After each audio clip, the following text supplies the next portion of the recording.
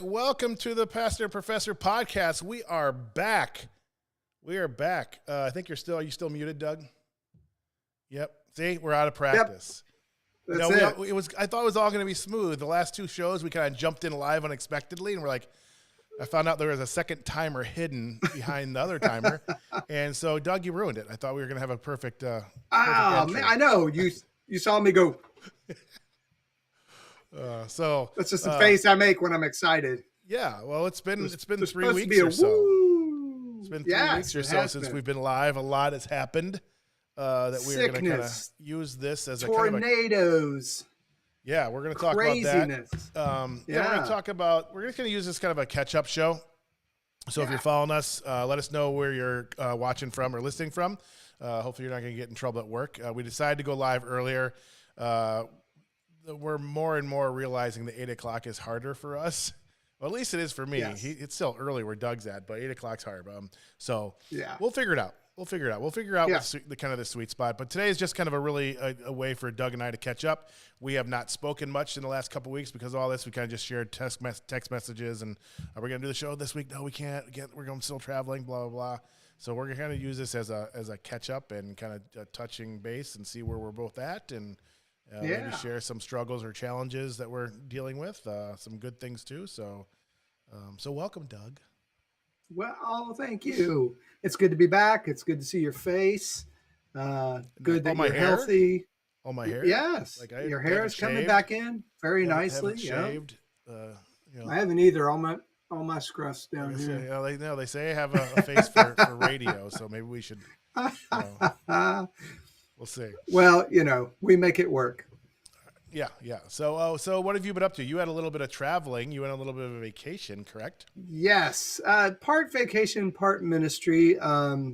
First couple of days we did New York with a friend of ours who lives in Midtown Manhattan. Let me tell you, there's nothing like staying in New York City for free. Because otherwise... It's expensive as can be. Oh, my gosh. Yes. Yeah. So... great that our friend Jeff hooked us up and got to crash in his Midtown Manhattan pad and enjoy New York City. We won't get into New York versus Chicago food. We'll go sideways rather quickly. Don't get into the pizza debate because everybody outside Chicago thinks Chicago pizza is just deep dish pizza. It's not. It is and it's great, but that's not. I get it, and I have an affinity for.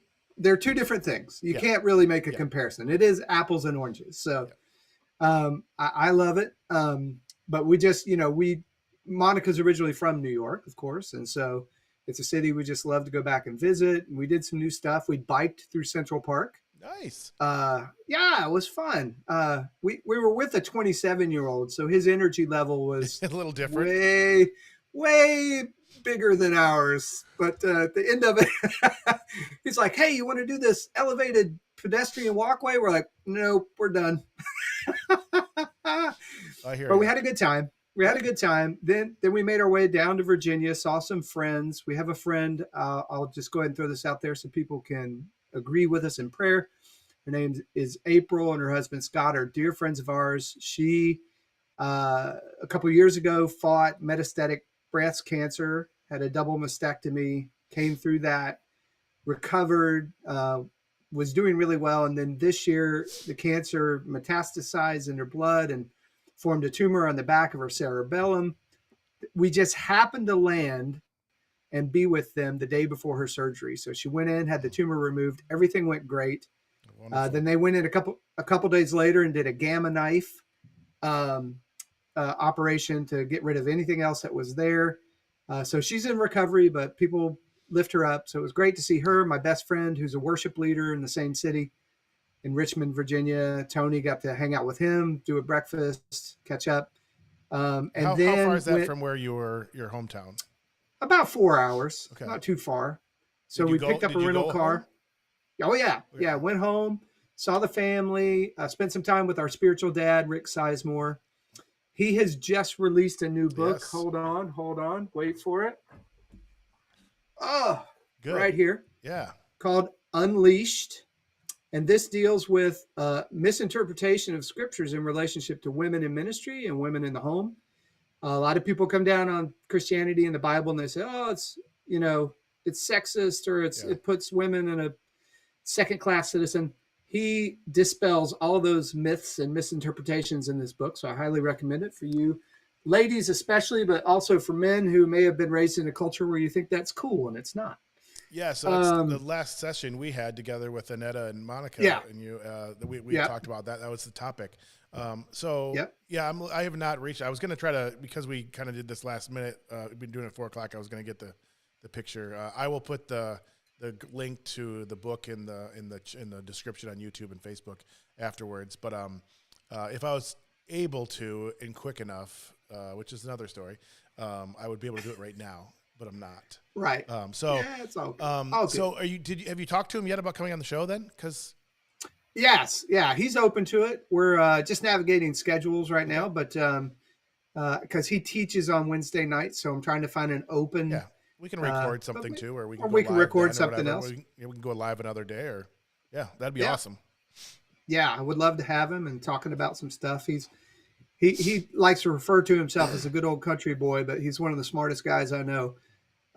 Especially as it relates to understanding the scripture. He knows the original languages and just a phenomenal teacher. Well, I would love to meet him. You've talked about him since we first met, so I'd love to meet him. How old a guy is he? Yeah, he's in his early 60s. Okay, so he's still young. Yeah, he's got a little bit ahead of us, but not by much. Yeah, cool. Yeah. Cool. All right, so go on. I cut you off with the books, but I was just saying, just got to hang out with them and our other church people. Came up from Atlanta and from North Carolina. So it was Our Refuge, which is the name of our, for lack of a better word, network. And we got to hang out for the weekend, and some other people that live in the area where we were. Beautiful. He has a beautiful retreat area right on the creek, right near these amazing falls called the Cascades in Giles County. So this is rural. This is more rural. Virginia. Yes. But you still say rural. Creek, and you didn't say crick. I've since learned how to pronounce it properly, and just thought I'd throw that out. Yeah. There. Well, you know how we like to talk down there, and I can say that because I actually used to have kind of a pretty strong accent before I moved to California. 25 years, and sometimes when I go back to Virginia and I come back, people are like, yeah, you got an accent. Yeah. I'm like, I'm just hanging out with a bunch of people with accents. Right. It jumps back on you. I met a girl from Cleveland yesterday. She was in my car. What? And immediately knew she was from somewhere in that general vicinity with the accent. And I thought, yeah. It was very nasally. Yeah. Oh yeah. Yeah. Yep. And I was like, where are you from? She's like, Cleveland. I said, I've got a good friend from Cleveland, and you all talk just alike. We don't talk like that. I know. Yeah, it's a very nasally thing. But. Yeah, I had to go through my thing. It's not Wisconsin. It's not that strong. Could it be Milwaukee? Maybe, but I just kept going down. Chicago, possibly. And she's like, Cleveland. I said, there it is. Did she say where in Cleveland by chance? She did not. We didn't get into the specifics. It was just as I was dropping her off, but I just said, all right, I know this is going to be weird, but I can tell you're from the Midwest. Where are you from? Cool. Yeah. So it was a good trip. Great trip. Got to rest a lot in Virginia after we got worn out in New York. And so it's good. It's a good place to go back to because it's slow. It's, there's no hurry to do anything. So you just kind of get that slow pace. Monica got to float down the river, which we usually do together. But she did that while we were there. And she loves it. Yeah. Close it for me. Oh, crap. All right. I'm live. All right. We're going to, I'm going live from the campground we're at now where you're going to hear some noises in the background every now and then. They're going to power wash the pickleball courts. So, hey, well, that's good. That you'll have nice, clean pickleball courts to play. This is going to be. This is one of the challenges of doing this here, and we're trying to figure out. My wife works at a chiropractor that's about 20 minutes away.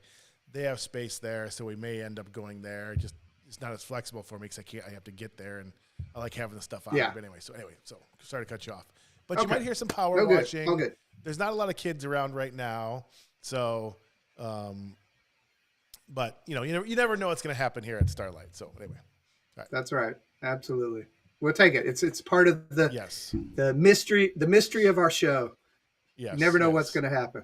It seems to me. I have some weird stuff that always happens. I always present something weird and present you with some kind of challenge, Doug. So it's all good. Keeps me on my toes. I appreciate it. Thank you. Yeah. So what else? What else is going on? Oh, well.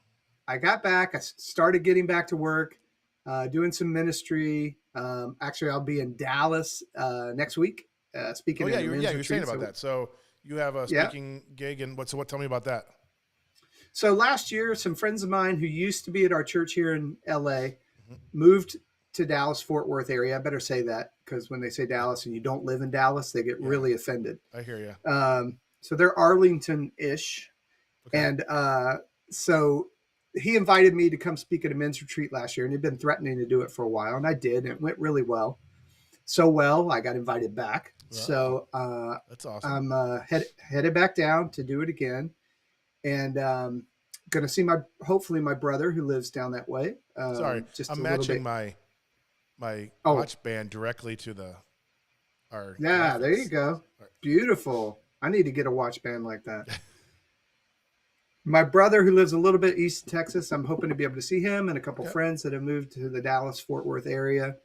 So excited to be there, be back there again, speaking to these men and sharing some stuff. The theme of the conference or the retreat is sons in his house. So we're going to talk about identity, how identity, one of your favorite quotes, identity empowers purpose. Yes. So we're going to be going down that road.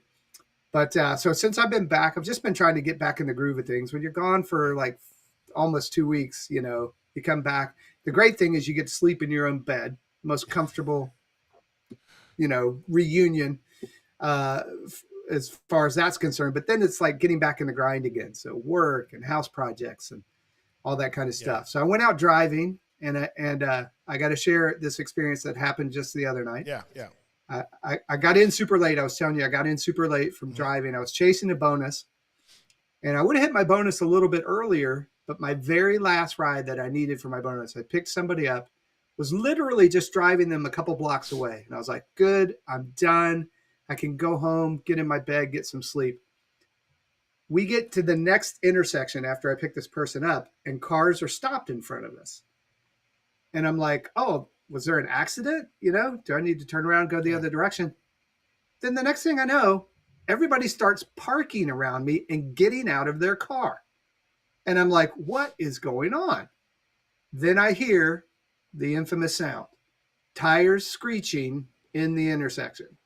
And it's a street takeover, my first one in LA. And these have gone horribly in a lot of cases where people have actually been killed by being hit and run over by cars and stuff.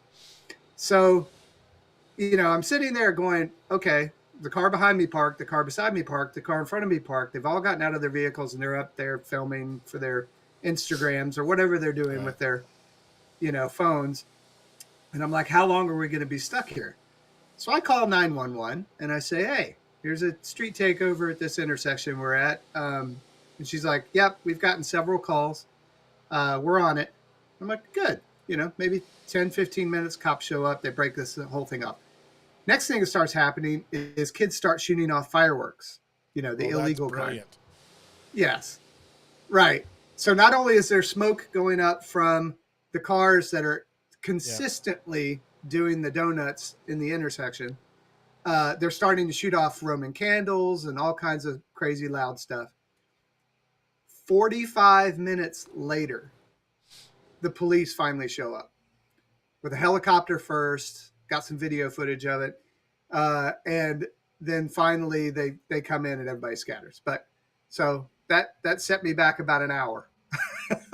I thought when you said street takeover, I didn't know what you meant because he has mentioned it before we went on live.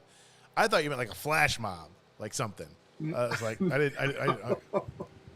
very different. Crazy kids in their cars burning rubber to the point where they probably have to go buy new tires next week, right? Which I just don't see unless you just got seriously indisposable income. Yeah. You're young and single and you don't care. Okay. Sure, why not? Interesting. How was your the person still in the car? Oh yeah. And I said, look, you could probably walk 2 blocks away and catch an Uber if you want to. And not be stuck here. And they're like, what am I going to do? It's 2:00 in the morning. Cool. So they stuck it out. And I ended up getting a decent, like 4 times what I would have gotten paid for the actual ride had it just gone the normal time and distance. So, yeah. So did did you make your bonus or did it prevent you I did. Bonus? No, I completed the ride. I got my bonus. It all worked out in the end. A certain time and because you were stuck, you didn't get there. That would have been horrible. I would have ended the ride and just taken a less payment just to make sure I got my bonus. But so my first street takeover, I've seen it on the news all the time out here, but got to not really participate per se. I stayed in my car. I didn't want to, give credence to how any legitimacy to that kind of activity. So I thought you were going to talk about some flash mob. I didn't know exactly what you meant. Oh, I love flash mobs. I wish they would do more of them. I haven't seen those in a long time. It kind of died away a little bit. I think why? Yeah, life should be like. I don't know. It should. It has to come back. I think people spontaneous. I think people started getting used to them, and they weren't as shocking or they weren't as unexpected. But there still can be. People should be able to break into song and dance anytime they want to. I think you've put a challenge out to me, and I'm going to have to see if I can't make a flash mob happen at some point in time. Okay. I've always wanted to be a part of one, and we did one for a friend. It was a birthday party thing. It was fun. It was cute, but it wasn't really a flash mob, I would love to. If I did one for Annetta, she would be so mad at me. She would be legitimately be mad.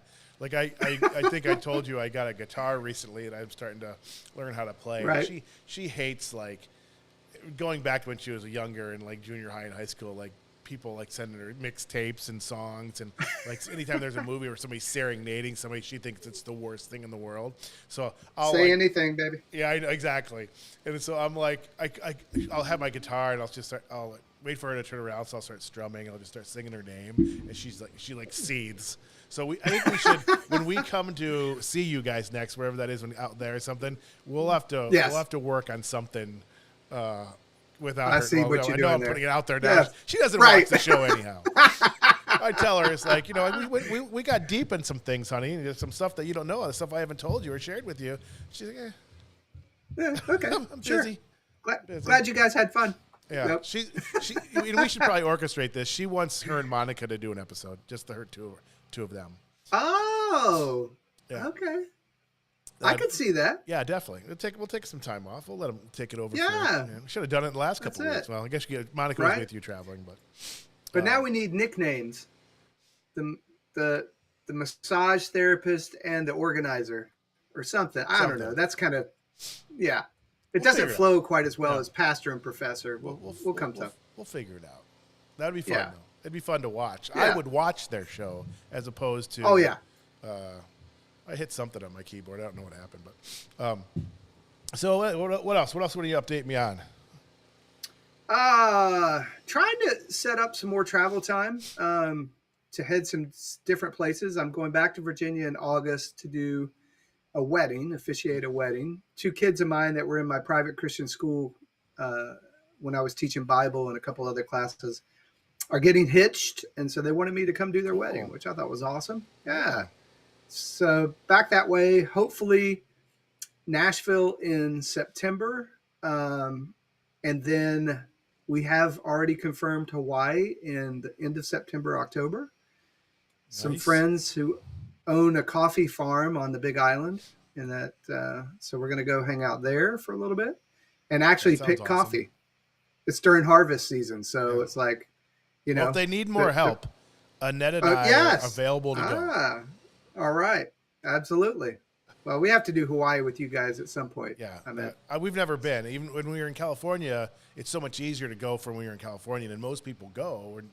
Multiple times. When you come from the Midwest, it's like that's a once in a lifetime thing. So, I would love to go. Yes, we'll make it happen. We will. So I'm planning trying to plan some stuff, book promotion events, just getting it out there. I'm excited got because any feedback from Amazon yet? I've gotten good reviews, really good reviews, but as far as my sales stuff, July 15th. So that's the big date. That's when I find out how well it's been doing for the 6 months in between October and April. Okay. So I'm excited. Of course. Like I think it's going to be good numbers and hopefully a decent paycheck. So nice. I'm excited about that. Yeah. What about any writing towards the new book? I know you've been busy and everything, but.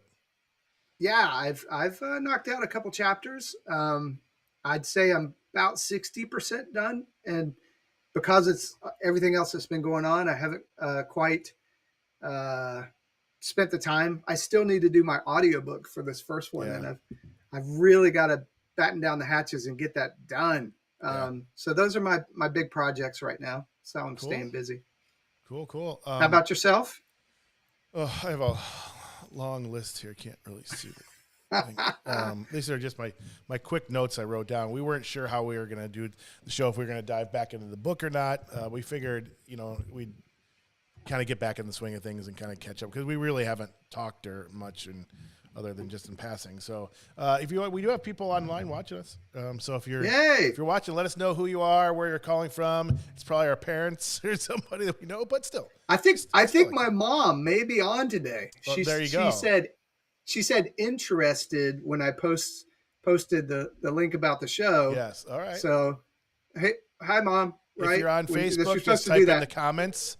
If you're on YouTube, type in the chat, and we'll get that, and we can see if we want to acknowledge you or not. It's been crazy busy for us. I guess first we've been transitioning to the campground. So this is our 5th year of camping from May to October. So we camp 6 months of the year.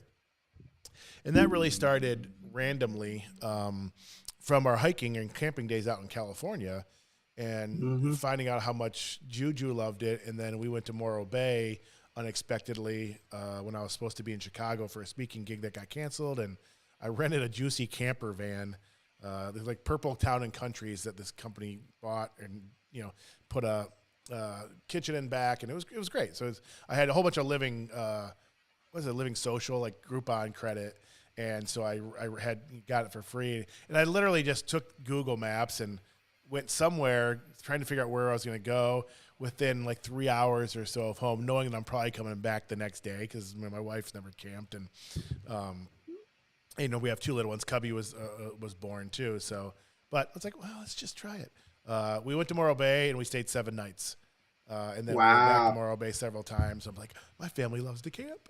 So I've been looking for the next stage from a tent to like a pop-up camper and found one finally in Traverse City and We bought it and loved it. We took it out just to kind of air it out, to kind of just test it locally at the state campground there, and it was great. And just, we loved the time we were spending together. The kids were playing and getting dirty, and Annette and I were really in sync. And at the same time, when we moved to Traverse City, we figured we would rent for a few years to try to figure out where we wanted to be and if we wanted to buy here or what we were going to do. And at the same time, we are going month to month now. This is a year in on our lease, and the landlord wanted to jack up the rent like $400 a month because Traverse City real estate downtown went crazy. So we're sitting there at the campground, and I'm like, we're talking about that. I'm like, let's just camp all summer. And Annette thought I was crazy at first, but she kind of just looked around and saw how we were spending our time together as a family and as a couple and everything. Yeah. And so that's how it started. So this is our 5th year. We moved up into a different camper. Now we have it's like a 19-foot camper, but it's bunks for the kids and everything. And it's great. So we do that for 6 months of the year, and then we rent a different place each year. This year, which we'll get into in a second, we were in Gaylord, Michigan, which is just down the street here, on Lake Otsego. So we rented a cabin that's right on the lake. It was just really, really lovely in the fall. It was beautiful. Had a really mild winter for us. We usually get like 200 inches of snow up here, and we got like 40. So it was a very mild. Crazy. It seems like every time it snowed was when Annette was driving to work. So yeah, we've been transitioning into May 15th was when we officially started coming over here. We run the activities and events here at the campground, so we also work at the campground. And so we're both in charge of all that stuff. So every weekend there's crafts, and there's, I do my Knockin' Noggins event for adults on Friday nights, and we had a cornhole tournament this week. We have dances, all kinds of different stuff. So we've been transitioning into there. We kept the cabin for a couple more weeks to kind of make it a little bit easier. It's been, I don't know how we had a furnished cabin, and we had so much stuff in there. I have no idea how we accumulate. I do know. I do know. I know for me too. Yes. I can't say anything really because she's killing it on Poshmark right now. I mean, for years it was just like seeing something on the side of the road like a death. We could repurpose that.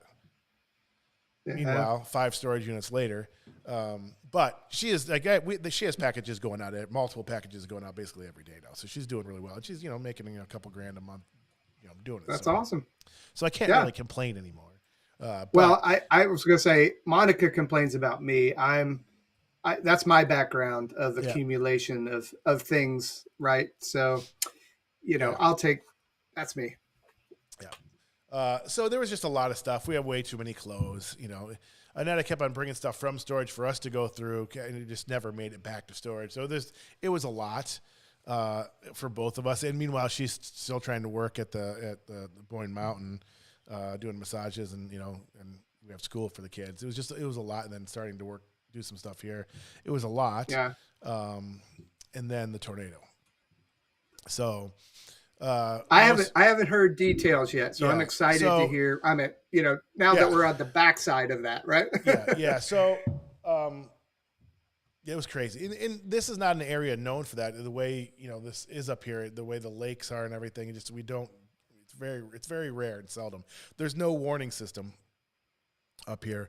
And this was a really fast move. It was like this tornado is going 55 miles an hour. Not the winds, obviously, it was much more, but it was actually traveling 55 miles an hour, which is really fast. So Annette was still at the cabin. Some of the workers here at the campground, I was here with the kids. Annette was staying at the cabin still, trying to get all her Poshmark stuff, and it was easier for her to go to work. So we were kind of making runs back and forth. Some of the workers here were at Hobby Lobby or at Salvation Army, some other places over there. So I was in the campground, and I was in the camper resting, and I was just kind of scrolling through Facebook, and I saw somebody on one of the Gaylord sites that were on like the selling sites for Gaylord say something. And so I had I don't know, it must have been 15 minutes before that, or no, I guess it was a little ways before that. an hour, whatever. But I was outside, and the way our sign, like I saw like the funnel cloud go through on the far end of where I could see. I'm like, holy crap. Because I mean, I saw stuff, debris, like just going. I'm like, I didn't hear anything about it. I didn't know they didn't have a warning system. So I was like, wow, it's windy. And we've had a really windy year up here. Last summer, we had 65-mile-an-hour winds up here. So, the warning came on people's phones, but they didn't really pay attention to it. So then I saw the post, and then I started seeing the places we go to, and now I don't know where Annette is at, and don't know if the cabin was hit and everything else. But I'm seeing pictures. I'm trying to get all the information I can. I'm seeing pictures of the places where Annette always goes, like Goodwill. She buys stuff and resells stuff, so she's there all the time, almost every day. And so I've seen the picture of it just destroyed. Like all the places we go, Aldi, and it was a mess. It was it was the RV dealer there. If anybody's seen the pictures of it, it's so shocking. They probably had 300 plus RVs at this dealer, and it looked like a giant just took a stick and just like mashed it all up. It's the pictures are horrific. There's a trailer park neighborhood that was completely destroyed, but it went right through downtown. I mean, it hit like the most populated, it's not a big town, obviously, but it went through Hobby Lobby was hit, Gordon, Salvation or Goodwill, Aldi, right, Panera, all these places, Culver's, all these places. A lot of storage units and stuff got hit. Luckily, I found Annette. Annette had to go to Boyne, but she drove right through there like 15 minutes before it hit. Some of the workers here were there within a half hour of it hitting. We didn't know about the cabin for quite a while. Annette didn't know. She was in massages for like 5 hours. So I knew that she was there now, but she didn't know about the tornadoes until she got done. And then we didn't get a hold of the landlord. And we only have the one car, so I was going to drive over there, but the landlord wasn't texting me back, so I didn't know if that area got hit or he has other family in the area. So it was just really, it was really rough. It was very emotional seeing it and having it hit so close to home. And then when you drive it, so we went there the next day, and you break down into tears when you see it. I mean, you see pictures, on TV of the tornadoes hitting places, and the loss is just catastrophic for. I shouldn't say, the 2 people passed away. There's a lot of severe injuries, a couple, people that, lost use of the limbs and so forth. And, but people lost, life savings. They lost their businesses, their homes, that's rough. And stuff like that. It was just the RV dealer going back behind there. That was just seeing it. I saw the pictures, just like, holy cow. That's where I lost it. I mean, it was just, the devastation was just, there were storage units over there, which completely wiped out. You saw random shoe in a tree, and there was the roofs of these buildings and sides and stuff that were metal back in that area were like, we're talking 20-foot sections and 10-foot sections and 8-foot sections wrapped around trees like bow ties, like 20 feet up in trees. It was cars over, just big cars. It was that's crazy. It was devastating and emotional. And so many different connections here. We didn't know anybody that got seriously hurt, but we had one of his coworkers was in Gaylord, had to rush into. There's a big boy there, and they actually went into their cooler. They got all the customers into the cooler. We had our friends that were in Hobby Lobby at the time when Hobby Lobby got hit. They were fine, but so a lot of stories like that. And it's just it's overwhelming. It's just so a lot of volunteer stuff's going on. A lot of the workers here have gone over and do stuff and clean up and so forth, and the food pantries and things. So that's good. That's good. I mean, at least coming out of it, you got people helping to get people back on their feet again. And they rally. Like most communities do in these circumstances. There's a lot of hero stories that come out of these. There's a group of people I just saw this morning on there that somebody posted. Does anybody know who these people are? Because there's a group of like 4 or 5 guys that went. They're not telling anybody their names. They're just like, we're just here to help. We don't want any honor. That's awesome. We don't want anything. Just so right. So that that's not. Go ahead. I was going to say that's just an opportunity for the church Yeah. to, and for Christians to step up and do what, should be second nature to us, and helping people in a time of need. So really hope that happens. I mean, like it has. I mean, the good. church is there. There's an church there. I'm not really sure. I don't know much about it, but they've been front and center, and a couple other local churches there are. That's what I'm seeing out of it for sure. Good. So yeah. Back when Katrina hit, they said, and that, massive, obviously because how big it was and how well known the issues and the devastation was, massive response from all over the country. Yeah. And they polled or somehow did a figuring out of who was responding, and 75% of the people that came to help Katrina clean up were either churches, ministries, or just Christians who showed up. Yeah. So, and that's the way it needs to be. Yep. Everywhere there's anything like this happens. Yeah, I think these things happen, and then it puts things in perspective, and it really we put aside all our differences and we come together. Yeah. And we see the bigger picture and how we're really truly connected. Unfortunately, we've talked about, we have to maintain that. That's the thing. These moments like when 9/11 happened, all these other things have happened, where we rally, and it's such a wonderful thing. There's so many wonderful stories, and then we go back into where we were before. So we got to find a way to get past that and harness that feeling that we have during those moments that connects us. And that's a good segue into, we won't get into the book, but when we talk about the book again, we're going to be talking about the body and understanding that a lot in our Christian culture, we look at the word body and we think, oh, it's talking about a local church, right? So that's the body that I'm connected to. I'm connected to the body of Christ here in this local church. But there's actually a citywide church that's described several places in Scripture, right? And it's about us coming together and not having these walls up, and whether it's theology or practice or all these things that we use as dividing points from other believers and other churches. The reality is that God is wanting us to work together as what we would call a city church level. And we had that here too, where what you're describing, which is we had this one day a year where we'd all come together as all these different churches in our community. And we do these amazing work projects and helping out schools and, all these different things, people who needed work done in their house, and businesses were donating, that were owned by Christians were donating services and supplies and all this kind of stuff. And we did it one day a year.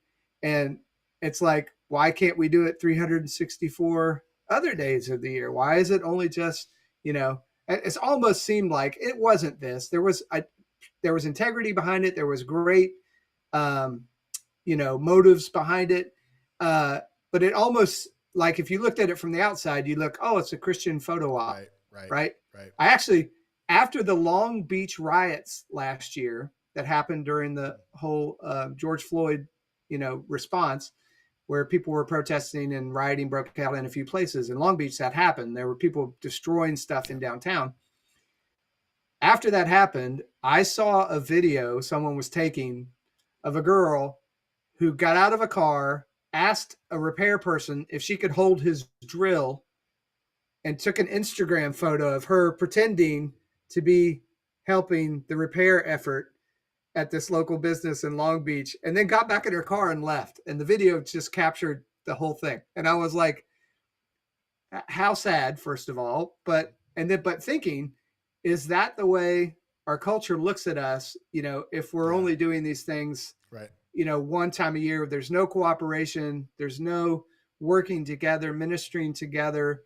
As a matter of fact, we, get back into our own corner, like you were saying, and then we start attacking the church down the street for how they do it or what they believe or all that kind of stuff. And it's like, we are so not looking good to the world, and, unless we can find a way, like you're saying, to make it consistent and to put aside stuff that don't matter. The minor things that really don't matter on the scale of eternity, Yep. and be able to work together to show the world this is who Jesus really is, and this is what the church is really about.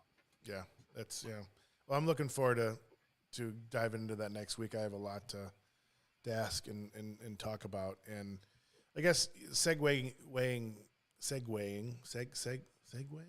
Yeah, I think so. Sounds right.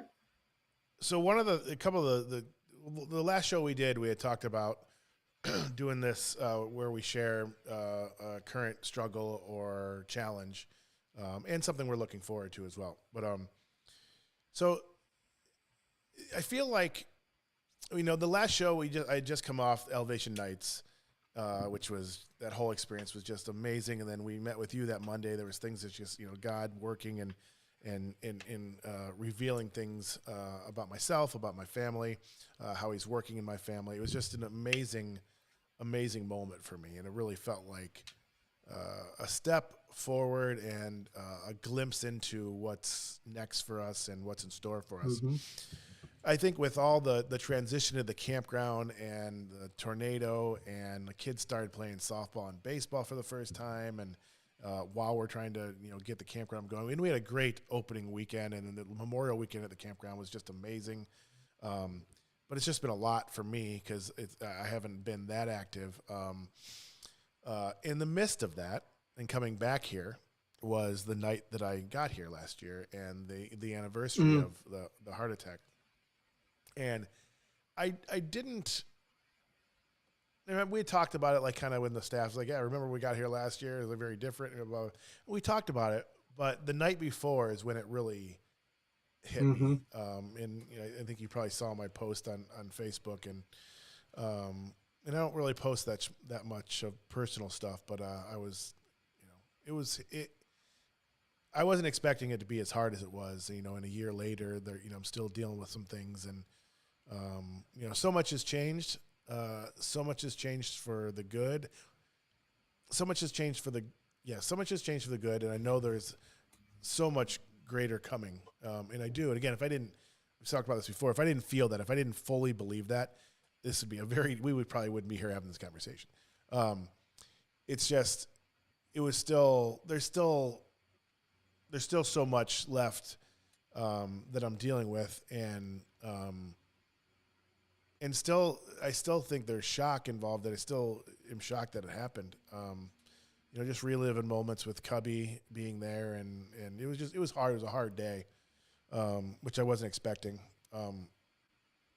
But then there's the other part of this. I feel good spiritually, faith-wise. There's a lot of believers here. The couple that I kind of clung on to last year, and particularly Tim, who had the heart attack, and so I had, God put them here for me and brought them back here for me, and there's just no explaining those moments and how that works, and so it's really great to be back here. In fact, I'm thinking about doing some kind of fellowship thing, like some kind of just like men's night, campfire night.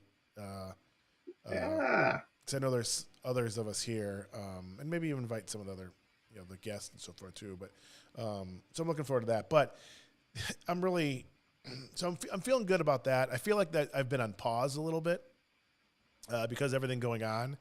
So I've just kind of been relying on music to get me through, and but there's a part of me too. Is like I'm listening to these songs while I'm in my chair that I was in last year, where I couldn't get help getting in and out of. So it that also floods back to those memories of, what I was thinking and feeling and experiencing then. So I think I'm past that part now. So I think the transition so it wasn't just the transition of moving. It was also all that involved in it. So Absolutely. The other part that I've been struggling with which is the most disconcerting thing for me.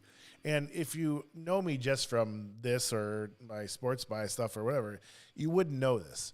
But the cognitive issues that I'm experiencing are extremely significant. And I think I shared on the show, it was probably 4 months ago now, I had the MRI, and they said, yeah, there's your brain was deprived of oxygen for a significant period of time. There's damage. and we would expect there to be damage. I've also had 14 diagnosed concussions and 2 kind of major head injuries too. So I've been talking to the doctors early on about that, because it wasn't just acute memory issues. Because those definitely happen. There's definitely still major fatigue and energy issues. That's why transitioning to the campground's been difficult for me. So there's those moments, and definitely moments of, like, again, struggling for words, struggling for memory things. There's been times where I'm driving, I have no idea where I'm at. My little girl has to navigate me back to where it finally clicks in. We were at Meijer last week, and I knew I was at Meijer, which is a grocery store. And I'm looking. I had no idea where we were. I'm like, Juji, where are we at? She's like, we're at Meijer. I know we're at Meijer. What town are we in? I said, I have no clue. Having issues driving. So I'm like, I'm gonna break down. There's one show I'm not gonna cry. There's gonna be one. There is gonna be one. You have the freedom, bro. You have the freedom. So that's one part of it. The other part of it is my brain just works vastly different than it used to. How I see things, how I solve things, how I approach things, how I experience things is very different. I'm slower. I don't feel like my intellect has been affected by it. How I get to that information, that intellect, is very different. I can't respond. I can't. My brain becomes very overwhelmed. Like, even like simple.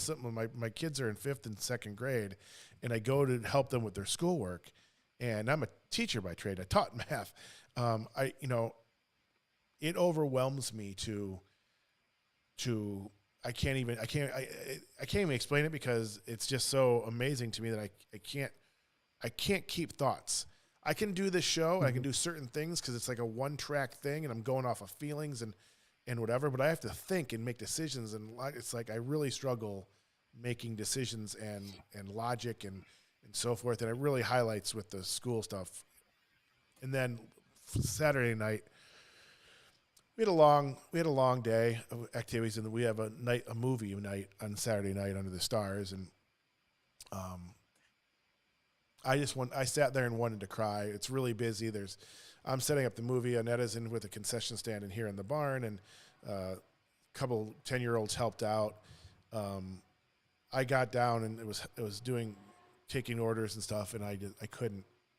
My brain, I couldn't figure out $1.50 plus $3.50. I couldn't do it. Where the little girls had to help me, and I'm like, I'm trying to slow myself down.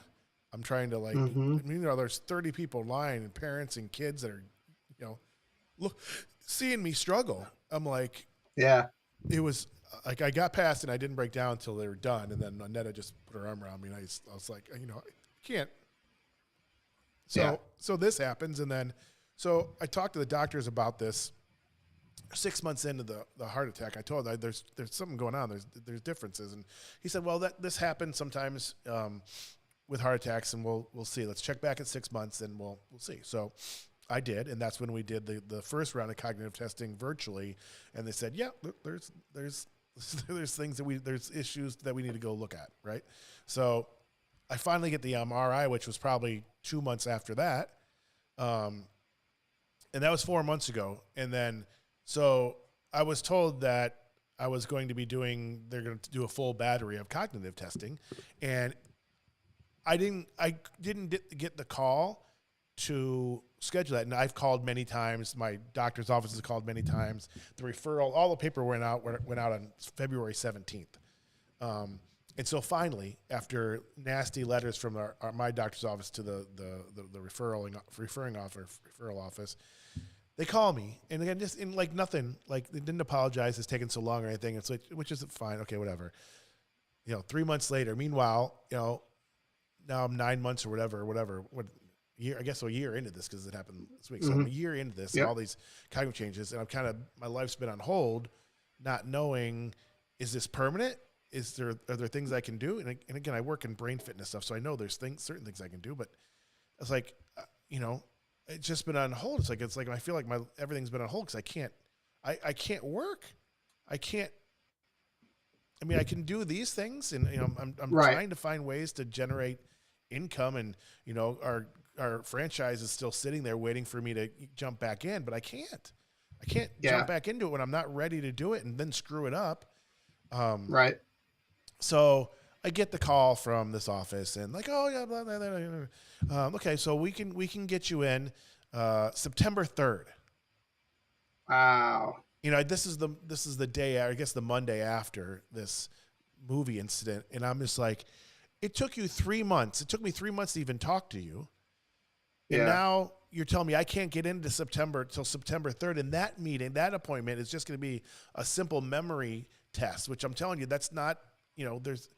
So that starts the whole series of the tests they're going to do, but no longs of that taken. I'm just like, I'm so upset. I'm just like, I don't. Yeah. Like, am I supposed to just accept? I can't. I mean, if I'm gonna have a really hard time with this, Doug. I'm just telling you right now. If my brain works like this for the rest of my life. Well, here's my thought, and as a son of a doctor and a son of a nurse, I have mad respect for people in the medical community, and I love what they do. My dad actually, as a doctor who retired early to go help, do some medical missions work in various countries, had a white lab coat, and on his lab coat was a patch that said, "Doctors treat, Jesus heals." And so as much as I hope that this process can go smoother for you and get some more answers, my hope is not in what the doctors can do for you. It's in what Jesus can do for you. As a person who's seen his wife healed of cancer, and maybe at her and Anetta's show, she can talk a little bit about that and give a little bit more of her story in relationship to that. I trust that Jesus can get it, even if the doctors can't get it right, or even if the doctors don't have answers. Jesus has answers. And so that's, our continued prayer for you is complete healing and complete recovery, and actually even better than your brain was before any of this happened, because that's what he does. And so we will continue to stand in the gap for you and with you. And obviously we're here for you in the meantime until that happens. But believing that it will. I know how frustrating that is. That has to be.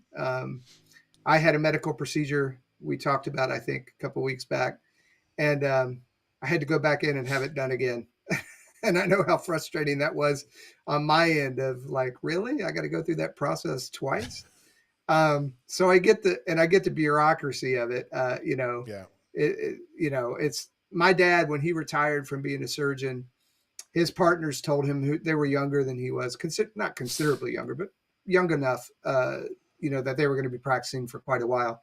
And my dad retired a little bit early, but they told him, you are getting out of the medical profession at the right time, because that was at the time where the big conglomerates were buying up hospitals and everything became so red tape and, just bottom line profit. I mean, the medical community, I believe, went from being a very caring community made up of people who felt called into the profession to a bunch of business people. And this is not every doctor and nurse, but I mean, it's more the administration and the running of these places than the nurses. Yes. Yeah. But there's still a bunch of people that go in now because it's a good career. You make good money being a doctor, but they don't necessarily, had that. Like my mom and my dad will say, they felt like this is what I'm supposed to do with my life. This is my identity and purpose. And therefore they had a widely different approach to the being personal and being caring and, having a good bedside manner, all that stuff, because they actually felt like this is who I am and what I'm supposed to be doing. So the medical community these days, they are definitely hampered by the administrative and the suits and ties people that are calling the shots and saying, no, it's about effectiveness and bottom line and profit and all that kind of stuff. So I feel for you. But again, I'll reiterate, I believe that Jesus can turn this around. Oh. And, I'll stand on his word and on his promises, and we'll stand in the gap in agreement for you that you will see a dramatic change for the positive, for the better, and you will not just get back to being the old you, but you'll be the new you with even better, more awesome cognitive skills and abilities. Well, I think that you say that, and it's like first of all, I appreciate what you're saying. When this happened, when I got the call and realized this, when I just kind of lost it, there was a shift because I hadn't put that in God's hand, at least in the way that I need to. I knew He was always in control of it, but I didn't ask Him. Now it's like I don't have a choice. Like I can't. This can't be. And I know, right? People see me, and if you would meet me, you wouldn't know. But again, then we talked about the identity thing before. Now again, you throw this in here. That's always been a huge part of this, right? Because I don't, I don't know. It's like Freaky Friday when you're in somebody else's body and trying to learn how to, move your arm and how you think and what you do and how you talk. And it's like, again, if you didn't know me, you wouldn't necessarily know. I mean, you might see some things. So yeah, what I was saying before I got into that, but driving's an issue. They don't really want me driving by myself, which sucks. I've left the car in park or in drive neutral, and the car's rolled. I've left it on. I've left gas burners on. Stuff I never used to do, and